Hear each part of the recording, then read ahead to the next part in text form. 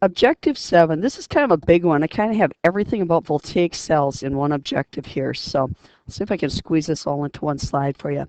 Be able to predict what is happening in each half cell in a voltaic cell, oxidation and reduction, which then determines which way the electrons flow, and which metal has the greater or more positive electrode potential. So let's take a look at the description here. It says nickel plus nickel ion in a half cell. So if I just draw a little sketch here, I've got nickel here, and down here I have nickel ion, 2 plus. And then this is going to be connected with an external wire and a voltmeter to the other side, which is tin, SN, which is going to have some tin ion around it. And we'll go with tin 2 plus to keep our life simple here. So to determine my anode and cathode, I have to look at table 25, page 24 in your booklet, and see which one is the more reactive. And when I look at that booklet, I see that nickel is just slightly more reactive than the tin is. And so the electrons are going to flow from nickel to tin. And you don't have to draw the more reactive metal on the left. It often ends up that way, it seems like, with the examples we've had, but that does not have to be the case. And I'm just going to go ahead and add the last component here, the salt bridge, which we'll talk about.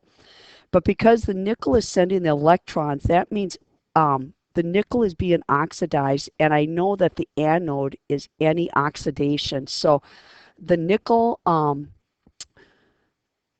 is being oxidized, so that's going to be Ni is becoming Ni2 plus 2 electrons, and that's the oxidation. Whereas at the cathode, over on the other side, so this is my this is considered my negative side because the nickel is losing its electrons, and then the nickel's creating more ions out here. So that's why this is considered the negative side. Over here, the zinc 2 plus is coming in to gain those electrons. So this is considered the positive side.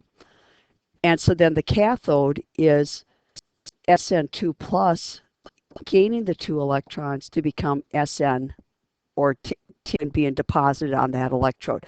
So this is the reduction. So we've predicted what's happening, oxidation or reduction. We've predicted which way the electrons are flowing. Which metal has the greater or more positive electrode potential? This is actually very easy to predict. Let me just fill in here. Nickel, electrons flow from nickel to tin. And the electrode potential indicates how reactive it actually is. And on page 25, or actually page 25 is the reactivity, and if you go back one page earlier, you'll see the electrode potential, and the electrode potential indicates reactivity. But it's the reverse of what you expect. Greater reactivity equals a larger negative electrode potential. And less reactive is going to have a smaller or actually a greater positive potential. So when you look at it, the least reactive metal on the metal reactivity series is gold. And if I find gold on the chart on the next page, actually I'm not sure I see gold there, but if I find platinum, mercury, or any of those there, silver is there at plus 0.8, and silver is very near the bottom. Lithium, on the other hand, is the most reactive, and it's minus 3.04.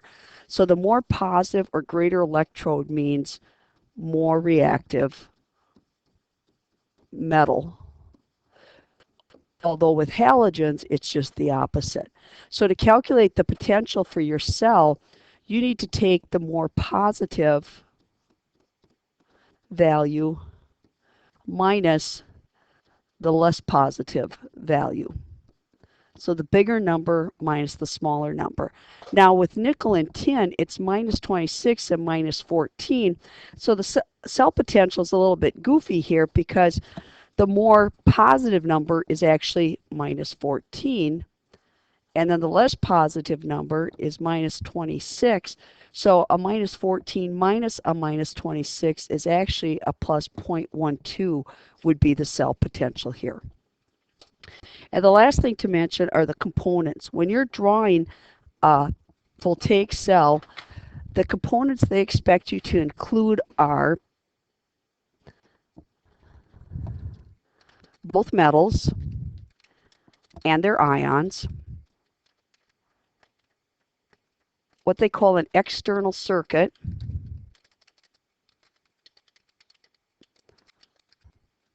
and you can just think of it as a wire, and that wire should have a voltmeter, and the voltmeter can just be shown with a V in a circle. And then the other big thing is you should have a labeled. It's not enough just to draw a salt bridge, but you have to identify it as a salt bridge. So a labeled salt bridge. And those are the components you need when drawing a voltaic cell.